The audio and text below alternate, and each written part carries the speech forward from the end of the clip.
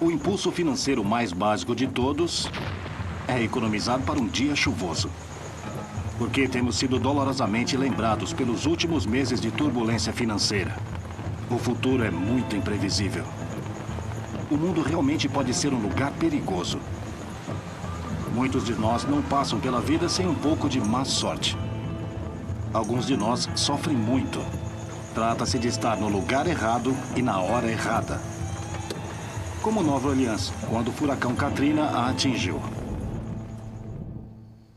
A questão é, como devemos lidar com os riscos e as incertezas do futuro? Deve ser um ônus do indivíduo para se prevenir contra desastres? Devemos ser capazes de confiar na caridade voluntária de nossos companheiros seres humanos quando uma calamidade acontece? Ou deveríamos ser capazes de contar com o Estado, ou em outras palavras, com a contribuição obrigatória de nossos colegas contribuintes para nos salvar quando uma enchente vier?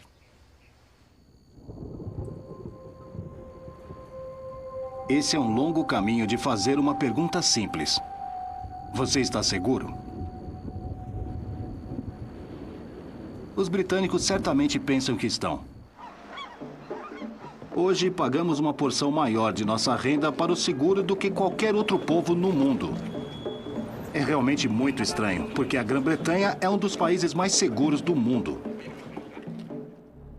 A luta para superar o risco tem sido um constante tema da história do dinheiro, da invenção do seguro de vida por dois clérigos escoceses beberrões, da ascensão e queda do estado do bem-estar, do crescimento explosivo dos fundos hedge e seus proprietários multibilionários.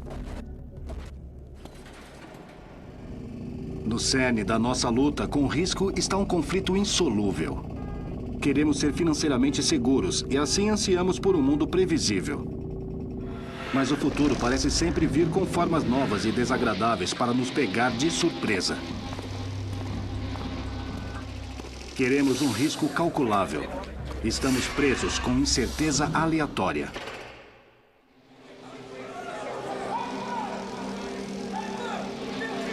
Ascensão do dinheiro. Negócio arriscado.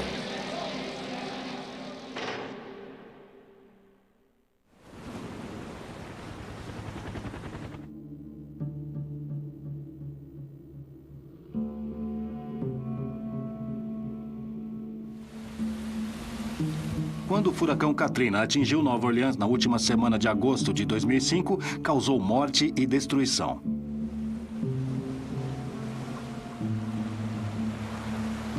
No entanto, não é uma catástrofe natural que agora ameaça a sobrevivência da cidade.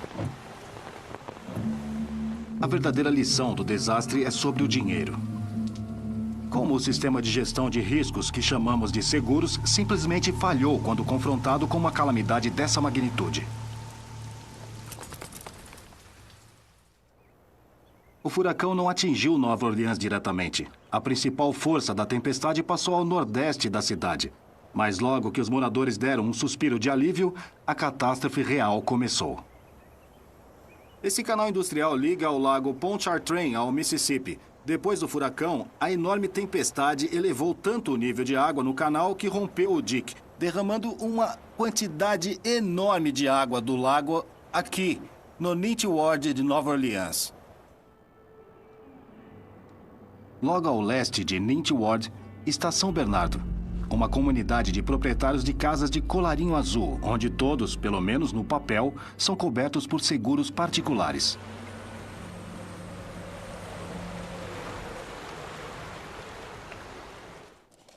O conselheiro Joey de Fata se recusou a deixar a cidade e ficou durante a tempestade.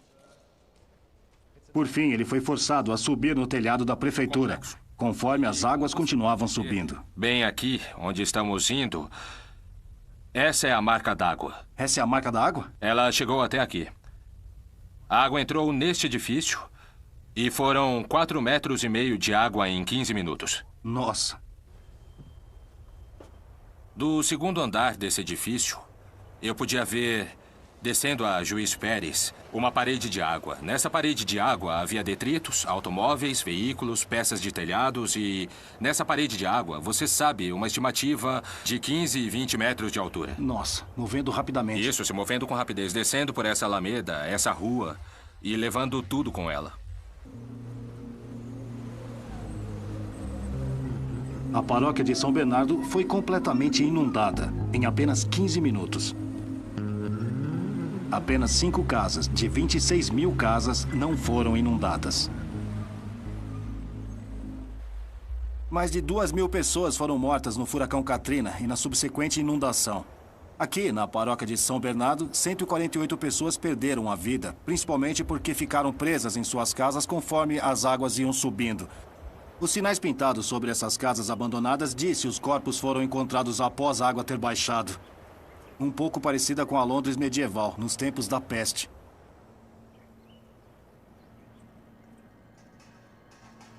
No entanto, 3 anos mais tarde, não é uma inundação ou praga que está matando Nova Orleans.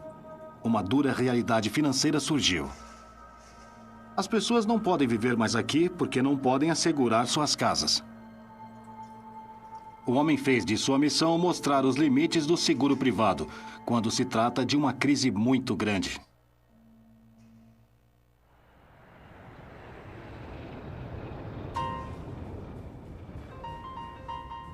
Ele é o ex-piloto da Marinha Richard F. Scruggs, um desses advogados que só a América parece produzir. Dick Scruggs tirou 50 milhões de dólares da indústria do amianto. Depois, 248 bilhões de dólares das empresas de tabaco por não alertarem os fumantes do perigo de câncer de pulmão. Esse tipo de trabalho tem suas recompensas. Os honorários de Scruggs, no caso do tabaco, totalizaram 1,4 bilhões de dólares. O alvo mais recente de Scruggs tem sido as empresas americanas de seguro. Seus clientes, centenas de proprietários cujas casas foram destruídas pelo Katrina, argumentam que as empresas estavam se recusando a pagar as reivindicações genuínas, uma visão que as seguradoras disputam. Havia uma casa ali? Havia uma casa aqui, uma casa ao lado, onde você pode ver o trailer. Scruggs teve seus prejuízos também nessa luta. Sua própria casa na praia da Alameda Pascagoula, aqui na costa do Mississippi, foi tão danificada pelo Katrina que teve de ser demolida. Essa é a porta da frente. Essa é a porta da frente, bem aqui. A porta da laje, se preferir. Foi arrancada. Fomos arrancados. Se você pudesse corrigir o sistema. Mas eu tenho recursos. Sou felizardo por ter recursos. Para perder a casa e reconstruí-la? Para perder a casa e construí-la novamente. Certo. E se você tivesse o poder de mudar o sistema para que as pessoas realmente fossem asseguradas, como você faria isso? Existe uma maneira de fazer o seguro funcionar novamente? Sim, há. A divulgação de que você está comprando, você sabe, é como um medicamento, uma caixa preta de advertência sobre ele. Isso é o que ele faz, isso é o que você deve tomar cuidado, em oposição a esse dispositivo que é chamado de apólice moderna de seguro, que ninguém pode interpretar ou entender. Era como se as seguradoras estivessem bem e fossem genuinamente sovinas. Uma das maiores seguradoras da América entrou em acordo com centenas de casos apresentados por Scruggs, em nome dos clientes cujos pedidos foram rejeitados. Mas nessa batalha amarga de altos riscos, as seguradoras riem por último. Depois de vencer os casos, Scruggs foi condenado e sentenciado a 5 anos por tentar subornar um juiz e influenciar a distribuição de honorários advocatícios. As grandes seguradoras responderam ao peso das reivindicações pós-Katrina, declarando que as partes afetadas da costa do Golfo são uma área sem cobertura do seguro. Hoje, como o conselheiro Joe de Fata descobriu, fazer o seguro de uma casa nessa parte de Nova Orleans é praticamente impossível. Eles também não podem fazer uma hipoteca. Isso mesmo. Eles têm que fazer uma escolha. Posso construir uma casa aqui ou me muda para outra área onde o seguro pode ser um pouco mais barato e eu consigo pagar. Então isso está prejudicando a nossa comunidade. Isso está distanciando o nosso povo do núcleo dessa paróquia, afastando-os para longe. 3 anos após o desastre, a paróquia de São Bernardo tem apenas 1/3 de sua população pré-Katrina.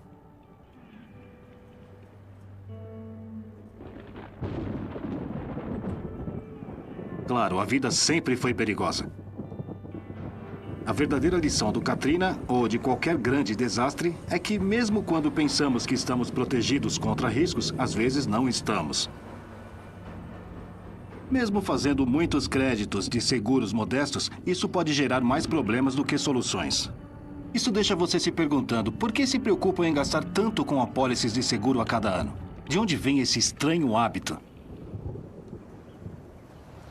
Poupar para o dia chuvoso, no sentido proverbial, é o primeiro princípio do seguro. Mas o truque é saber o que fazer com as economias de modo que, ao contrário de Nova Orleans depois do Katrina, estejam à disposição quando precisar. Para isso, você precisa ser mais esperto do que é normalmente. Isso nos dá uma dica valiosa quando ao período exato onde a história do seguro moderno teve suas origens. Onde mais, além da bela e sagaz Escócia.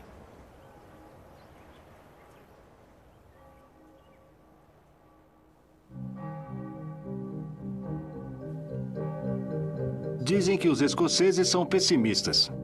Talvez seja o tempo, todas essas centenas de dias chuvosos. Talvez sejam os intermináveis anos de decepção esportiva. Ou talvez o período calvinista que enfrentamos no tempo da Reforma.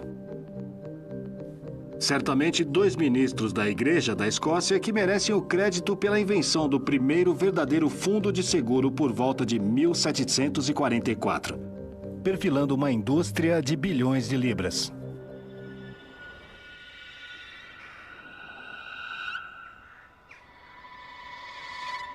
Kirkyard de Greyfriars é mais conhecido como os ladrões de túmulos, os homens da ressurreição, que surgiram no final do século XVIII para fornecer à Faculdade de Medicina da Universidade de Edimburgo cadáveres para dissecação.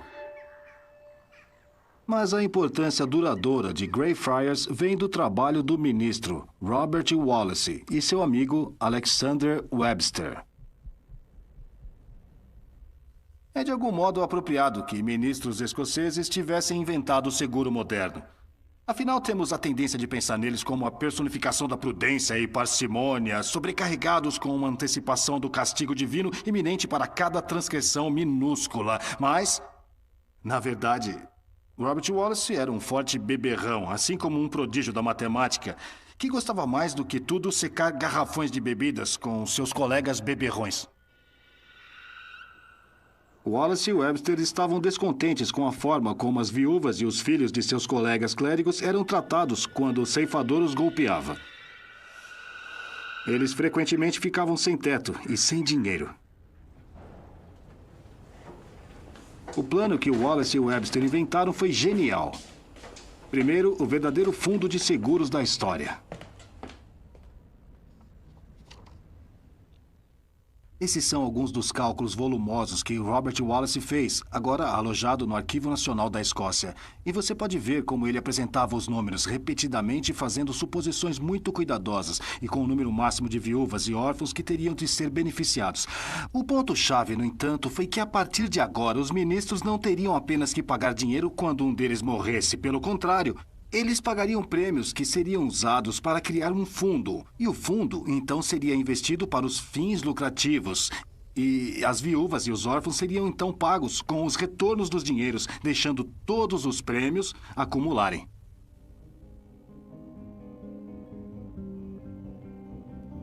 Tudo o que era necessário para que o esquema funcionasse era uma projeção exata de quantas viúvas e órfãos provavelmente haveria no futuro.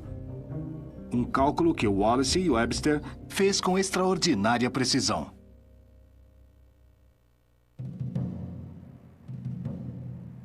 A criação do Fundo para Viúvas de Ministros Escoceses foi um marco na história financeira, pois forneceu um modelo não apenas para os clérigos escoceses, mas para todos os que aspiravam precauções às eventualidades da vida. Em 1815, o princípio do seguro foi suficientemente difundido para ser adotado para as viúvas e homens que perderam suas vidas lutando contra Napoleão. Na Batalha de Waterloo, suas chances de ser morto eram de 1 em 4. Mas pelo menos, se você tivesse um seguro, teria o consolo de saber que sua esposa e filhos não seriam jogados na rua. Era o novo significado para a frase dar cobertura.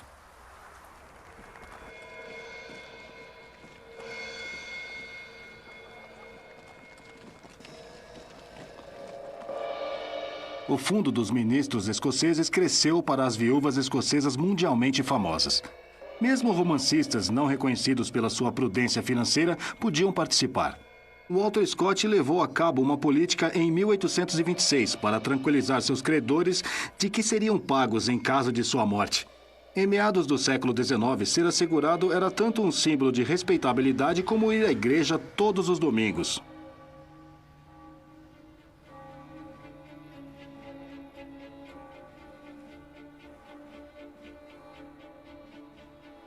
O que ninguém previu em 1744 foi a de que os cálculos cuidadosos de 2 ministros escoceses iria se transformar na atual e enorme indústria de seguros.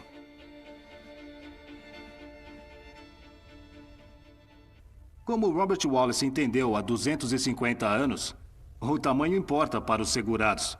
Porque quanto mais as pessoas estão pagando para o fundo, mais fácil se torna, pela lei das probabilidades, prever quanto terá de ser pago a cada ano.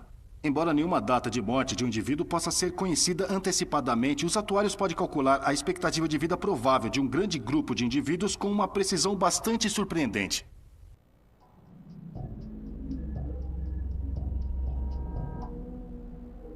Em outras palavras, o seguro é a tentativa de lidar com os riscos do futuro.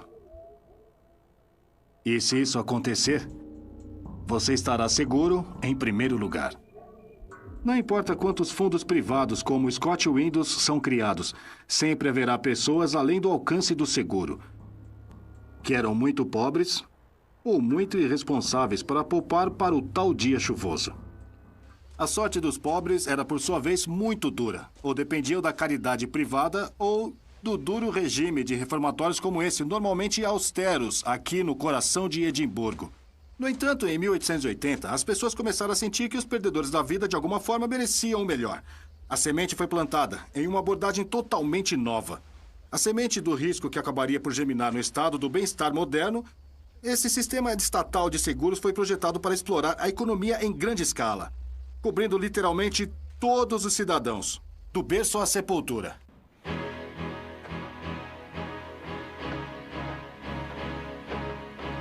No entanto, enquanto tendemos a pensar no estado do bem-estar como uma invenção britânica, de fato a superpotência do bem-estar do primeiro mundo foi o Japão.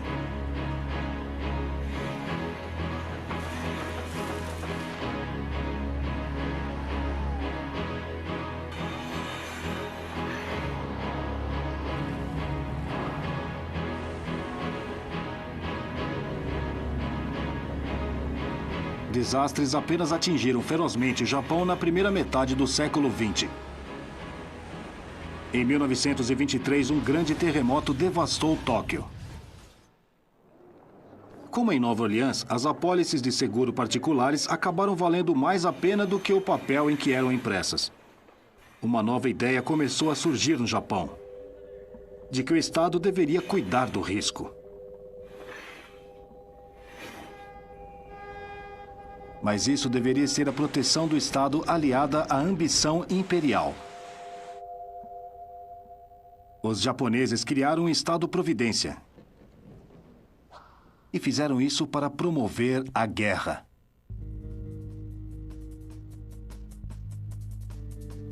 Foi o período de meados do século XX de apetite insaciável do Estado pelos seus jovens soldados e trabalhadores, não algum tipo de sangramento altruísta do coração que inspirou o aumento do bem-estar.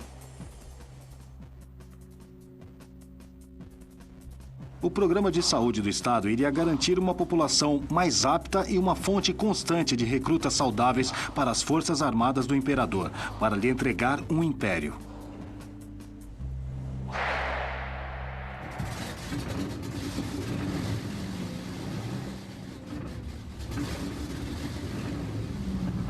O slogan da guerra, "Todas as pessoas são soldados", foi adaptada para se tornar "Todas as pessoas deveriam ter um seguro".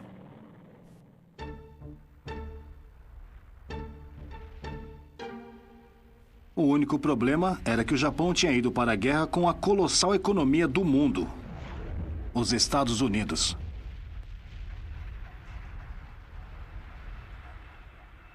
O estado de guerra do Japão provou ser um erro enorme.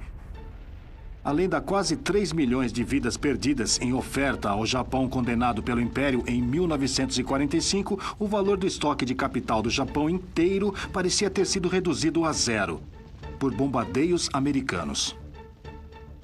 Cidades construídas em grande parte de madeira foram incineradas. Quase um terço da população urbana perdeu suas casas.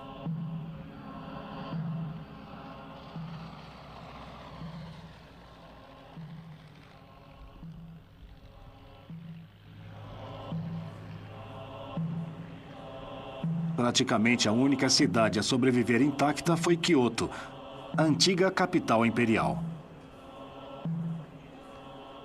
1945 pode ter visto o fim do estado de guerra japonês.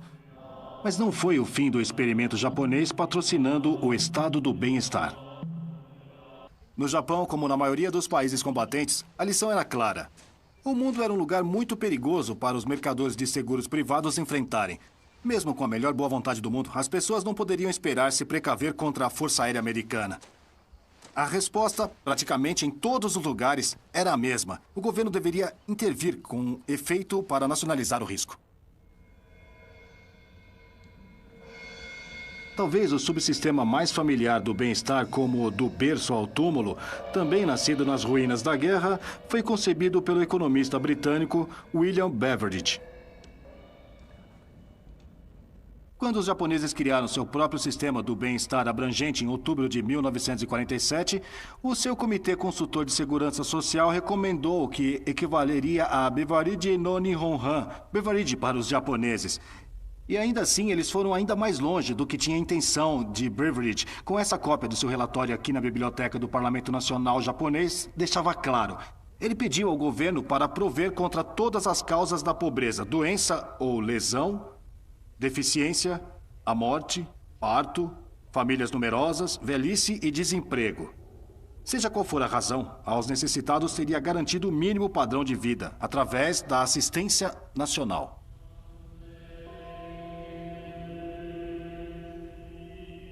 A partir de agora, os japoneses não teriam que contar com a benevolência de um senhor feudal ou a sorte dos deuses. O estado do bem-estar os protegeria contra todos os caprichos das mudanças do mundo moderno. Se eles não pudessem pagar pela educação, o Estado pagaria. Se não pudessem encontrar trabalho, o Estado pagaria. Se estivessem muito doentes para trabalhar, o Estado pagaria. Quando se aposentassem, o Estado pagaria. E quando finalmente morressem, o Estado pagaria aos seus dependentes.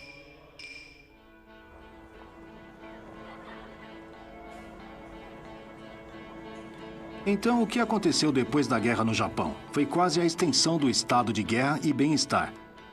O slogan agora era: todas as pessoas deveriam ter pensões. O estado do bem-estar japonês parecia ser um milagre da eficiência. Na saúde pública e na educação, o Japão liderou o mundo. No final de 1970, os japoneses podiam se vangloriar de que seu país tinha se tornado na superpotência do bem-estar. Numa realidade assim, o estado do bem-estar parecia fazer muito sentido. O Japão tinha conseguido segurança para todos e a eliminação do risco, enquanto que, ao mesmo tempo, crescia tão rapidamente que, em 1968, tinha a segunda maior economia do mundo.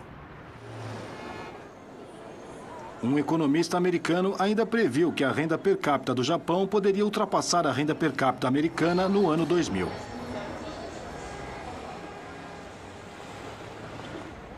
O bem-estar estava funcionando onde a guerra não tinha conseguido tornar o Japão a melhor nação. As características chaves acabaram sendo não um império estrangeiro, mas uma rede de segurança doméstica. E ainda havia um problema, uma falha fatal no projeto do bem-estar do pós-guerra. Será que foi isso que levou ao fracasso da realização dessas previsões de triunfo do Japão? O estado do bem-estar parecia estar funcionando bem o suficiente no Japão de 1970, mas em outros lugares haviam sinais de que nem tudo estava bem. Na Grã-Bretanha e em todo o mundo ocidental, o estado do bem-estar, ao que parece, tinha removido os incentivos sem os quais uma economia capitalista simplesmente não pode funcionar. O pote de dinheiro para aqueles que se esforçam. A vara de dificuldades para aqueles que são ociosos. O resultado foi estagflação, crescimento baixo e inflação alta. O que deveria ser feito? Um homem e seus alunos acreditam ter a resposta. Graças em grande medida à sua influência, uma das grandes tendências econômicas dos últimos 25 anos era de que o estado do bem-estar fosse desmontado, reintroduzindo as pessoas a um forte choque, ao monstro imprevisível que acreditavam terem escapado. O risco.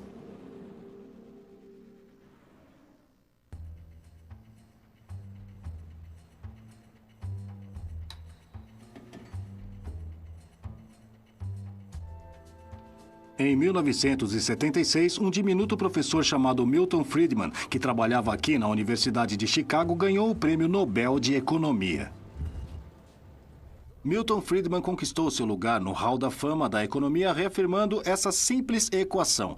MV é igual a PQ, onde M é a oferta de dinheiro, V é uma velocidade na qual circula, P é o nível de preços e Q é a quantidade de gastos. A observação de Friedman era simples. Se a oferta de moeda subir, assim subia o nível de preços. Daí a teoria quantitativa da moeda. Mas você precisa de muito mais do que um pedaço de giz e um quadro para responder à segunda questão crucial da carreira de Milton Friedman. O que havia de errado com o estado de bem-estar? No Chile, ele encontrou o laboratório perfeito para testar suas teorias.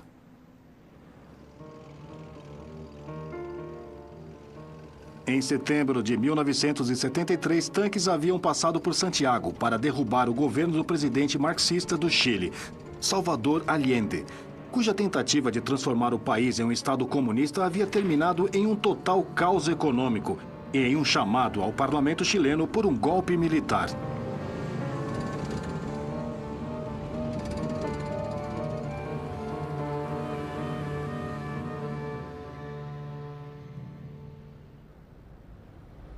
Lá em cima, na varanda do Hotel Carrera, opositores do regime de Allende comemoravam com champanhe, enquanto jatos da Força Aérea voavam em cima para bombardear o Palácio de La Moneda.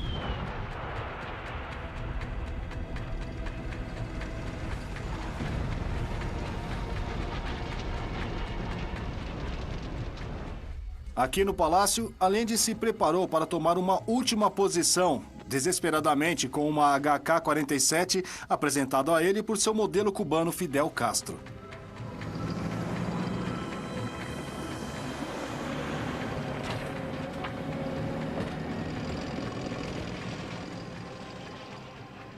Olhando para fora da janela do palácio e vendo os tanques literalmente rolando, Allende percebeu que estava tudo acabado para o seu sonho de um Chile marxista. Encurralado aqui, no que restava dos quartos presidenciais, ele tomou a decisão de atirar em si mesmo.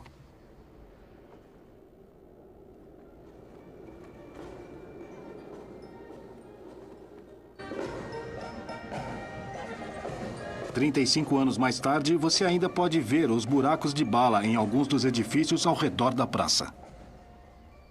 Sentido! O que aconteceu aqui em setembro de 1973, em muitos aspectos, sintetizou uma crise mundial do estado do bem-estar e representou uma dura escolha entre os sistemas econômicos alternativos. Com a saída do colapso e a inflação galopante, o sistema do Chile de benefícios universais ia de forma eficaz à falência. Para Allende, a única solução foi uma tomada completa de toda a economia no estilo soviético. Mas os generais e seus apoiadores sabiam que não queriam isso. Mas o que realmente queriam, dado o seu status quo insustentável? Então entra Milton Friedman.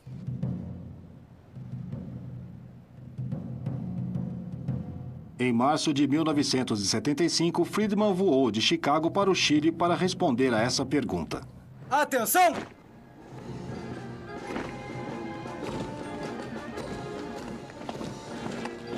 Além de dar palestras e seminários, Friedman chegou aqui ao Palácio de La Moneda para uma reunião com o novo presidente chileno Augusto Pinochet.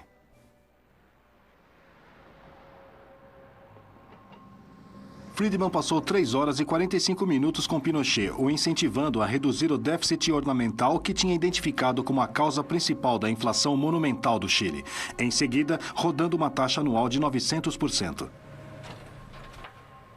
Um mês depois da visita de Friedman, a junta militar chilena anunciou que a inflação seria cessada a qualquer custo. O regime do governo teria de cortar gastos em 27%.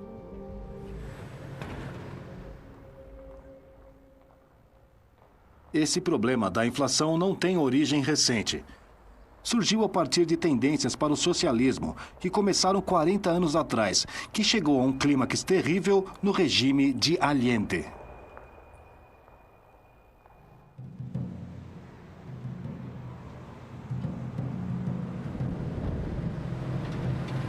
Por dar esses conselhos, Friedman foi denunciado por agir como um consultor para um ditador militar responsável pelas execuções de mais de 2.000 comunistas verdadeiros e suspeitos e pela tortura de quase 30.000.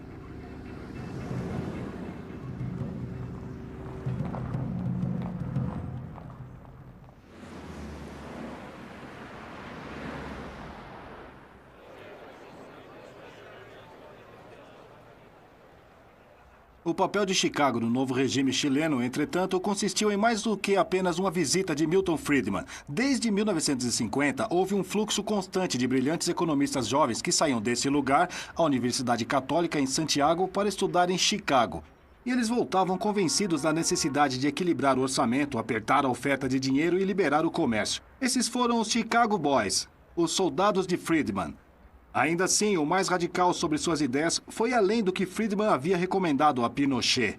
Atingiu uma escala completa de reversão do estado do bem-estar. A Revolução Econômica Conservadora não começou na Grã-Bretanha de Thatcher ou na América de Reagan. Começou aqui, no Chile. O cérebro por trás desse ataque desmantelado ao estado do bem-estar era um jovem economista chamado José Piñera. A economia do Chile foi destruída. Tivemos 50 anos de protecionismo, intervencionismo estatal, como socialismo, se quiser. E depois, isso foi agravado durante o governo de Allende. Nós tínhamos criado uma espécie de estado do bem-estar e que, naturalmente, estava indo à falência no Chile. Entre 1979 e 1981, Pinheira e seus colegas originaram um novo e radical sistema de pensões para o Chile, dando a cada trabalhador a possibilidade de optar pelo salário de idade que você tem no sistema estatal. Em vez de pagar um imposto sobre os salários individuais, cada trabalhador agora poderia colocar 10% de seu salário em uma conta individual de aposentadoria pessoal e ser gerida por empresas privadas concorrentes. Houve também um pequeno prêmio por invalidez e seguro de vida. A ideia era dar a cada trabalhador uma sensação de que o dinheiro que estava sendo colocado de lado era de sua propriedade. Era seu próprio capital.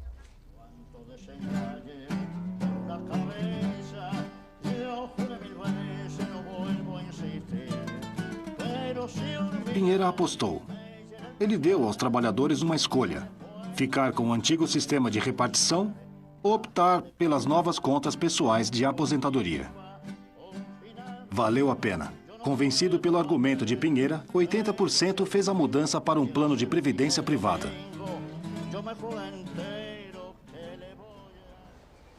Valeu a pena?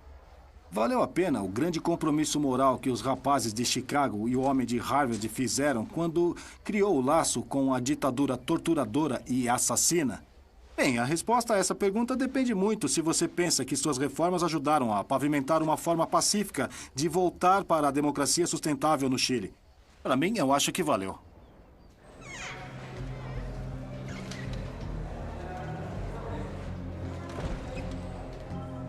Em 1980, Pinochet prescreveu uma nova Constituição que originou uma transição de 10 anos para o retorno à democracia. 10 anos depois, ele deixou o cargo de presidente. A democracia foi restaurada. E naquela época, o milagre econômico estava em andamento e ajudou a garantir a sua sobrevivência. Para a reforma das pensões, não só criou uma nova classe de proprietários, cada um com seu próprio fundo para a aposentadoria, também deu à economia chilena um enorme tiro no braço.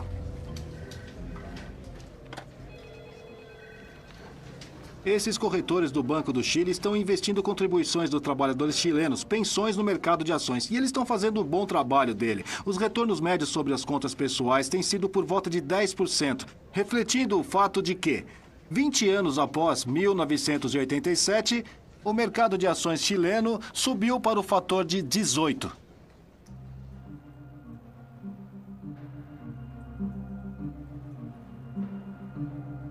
Existe uma desvantagem para o sistema, com certeza. Uma vez que nem todos na economia têm um emprego regular em tempo integral, nem todos acabam participando do sistema. O que deixa uma parte substancial da população sem cobertura previdenciária alguma. Estou de pé em frente à sede do Partido Comunista, aqui em La Vitória, um subúrbio de Santiago que já foi um dos focos da oposição ao regime Pinochet. Pela maioria das pessoas aqui serem desempregadas ou trabalharem no setor informal, não pagam ou não podem pagar o sistema de pensões, o que significa que não ganham nada com isso. Esse é o tipo de bairro onde Che Guevara ainda é herói local, não José Pinheira.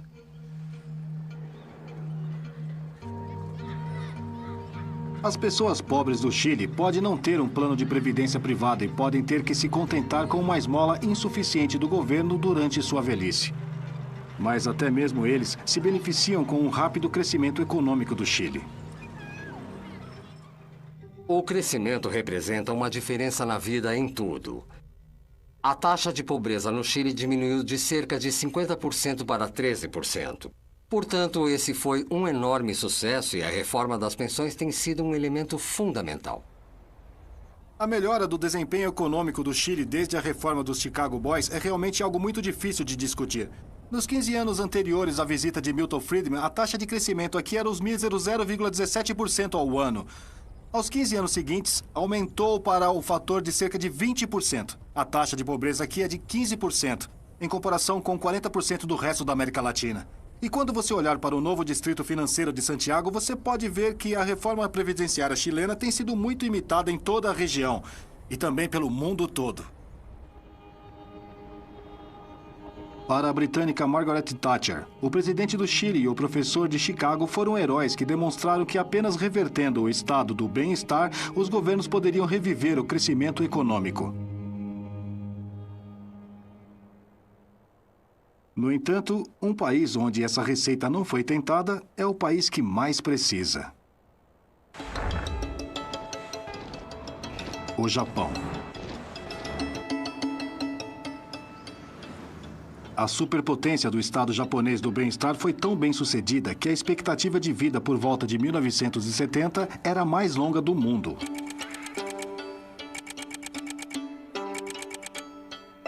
O problema era que o Estado japonês do bem-estar foi muito bem sucedido.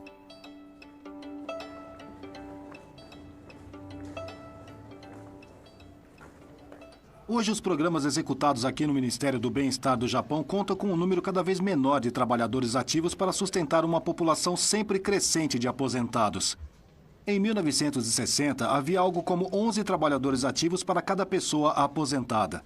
Mas por volta de 2025, esse número poderia ser reduzido a 2. Em outras palavras, haverá um pensionista idoso para cada 2 burocratas que trabalham aqui no Ministério. Em apenas 30 anos, o custo das prestações sociais aumentou em relação à renda nacional do Japão por um fator de 4. Hoje, praticamente todas as sociedades de seguro de saúde do Japão estão em déficit e os fundos de pensão estão quase sem dinheiro também. O estado do bem-estar japonês, uma vez tão grandioso, está ameaçando falir o país.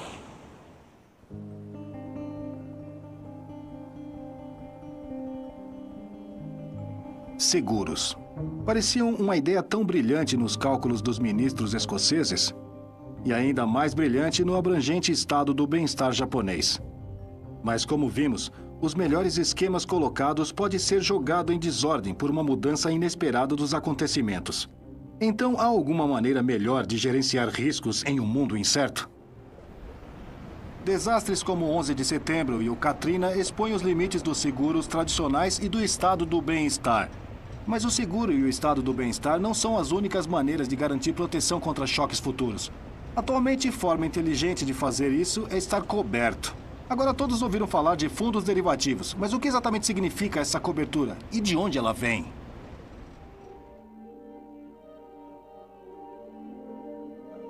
Para a maioria de nós, fundos de derivativos são um mistério, mas a única coisa que sabemos é que eles podem torná-lo estupendamente rico. Um gestor de fundo de derivativos de enorme sucesso pagou 60 milhões de dólares por esse Cezanne. Ele também é dono desse Degas. Não esquecendo de mencionar um Jasper Jones, pelo qual pagou 80 milhões de dólares. Ele também doou centenas de milhões de dólares para a caridade.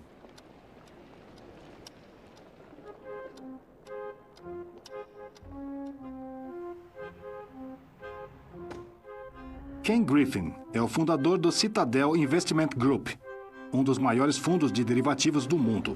No ano passado, ele trilhou seu caminho através da crise de crédito com tanto sucesso que foi capaz de pagar a si mesmo mais de $1 bilhão. Para a maioria de nós, o risco é assustador. Mas toda a vasta riqueza de Griffin veio porque ele encontrou uma forma de gerenciar os riscos com uma mistura de precisão matemática e intuição brilhante. Nada é constante, nada é do jeito que sempre foi. Então, o que acredito é que as pessoas que são realmente boas nisso têm grande intuição, têm instinto grande. Seus instintos, na verdade, dizem alguma coisa. A matemática é importante porque demonstra o entendimento do problema. Mas, em última análise, a decisão sobre assumir ou não um determinado risco, acho que é realmente uma decisão humana em todos os sentidos.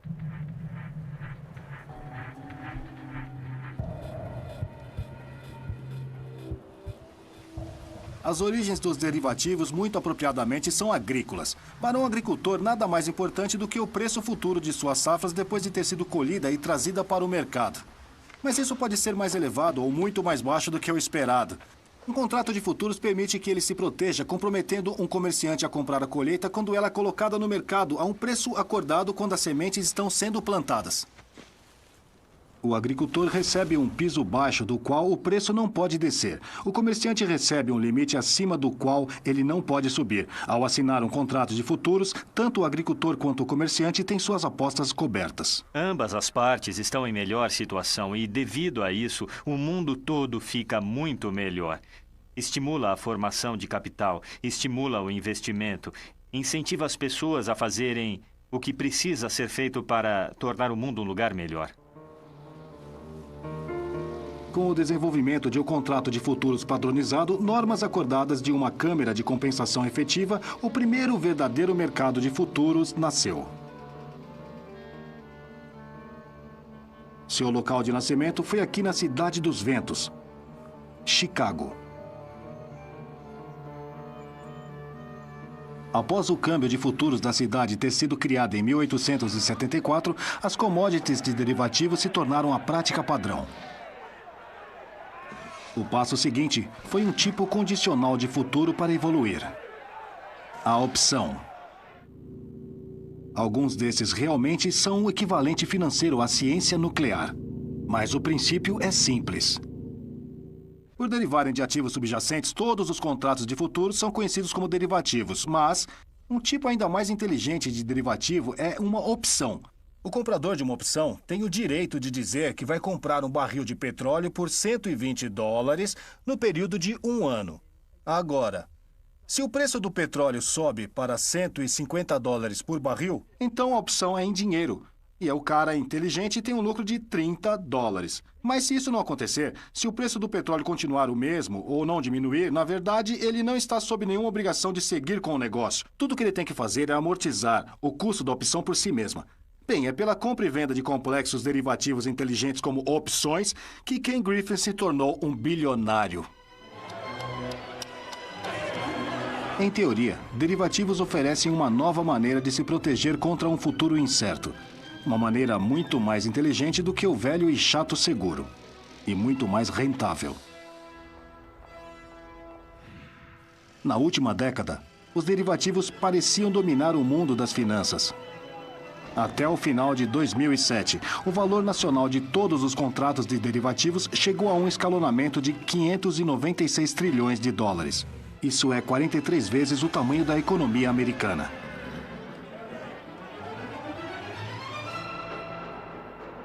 Existem enormes benefícios econômicos para as pessoas que trabalham aqui.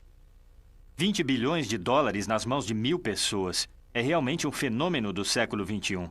Há 50 anos isso nunca acontecia. Há desvantagens para os derivativos também.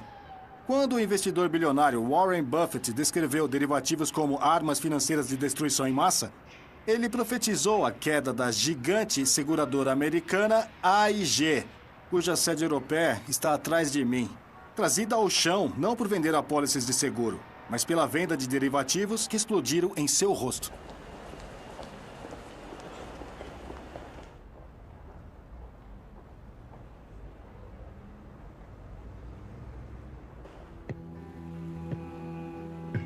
Nosso desejo humano básico de nos proteger contra o risco tem se revelado frustrantemente difícil de ser satisfeito. As seguradoras nos decepcionam. Estados do bem-estar afundam em insolvência. E os derivativos acabam sendo uma faca de dois gumes também.